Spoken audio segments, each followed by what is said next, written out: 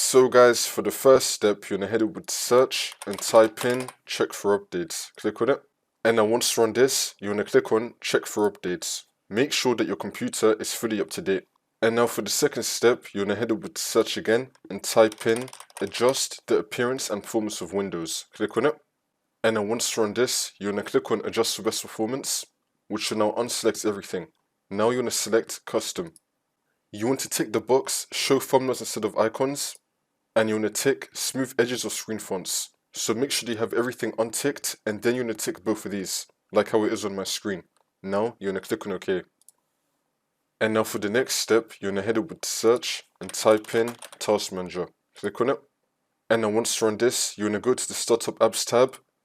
And then once we're here, you want to disable all the applications that you do not want to start when your computer turns on. For example, I have an application right here that automatically starts up when my computer turns on. And I know it does that because under status it says enabled. I don't want this application to automatically start, so I'm going to click on it and then click on disable. And now the status is going to change to disabled. Repeat that for all the applications that you do not want to start automatically when your computer turns on. And now for the next step, you're going to head over to search and type in add or remove programs. Click on it. And now once you're on this, you just want to uninstall all the applications that you do not use. So let's say that I don't use calculator. I'm going to click on the three dots and then click on uninstall, and you can now uninstall it through here. You want to uninstall all the applications in this list that you do not use. And now for the next step, you're going to head over to search and type in CMD. Now you're going to run it as administrator. And then click on yes.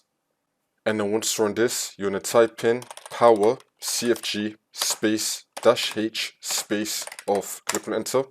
And now you're going to type in SFC space /scan now, and then click on enter. Now you want to run this scan.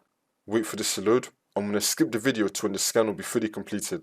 And then once that's been done, we're now going to type in DISM space /online space /cleanup -image space /restore health. Click on enter again.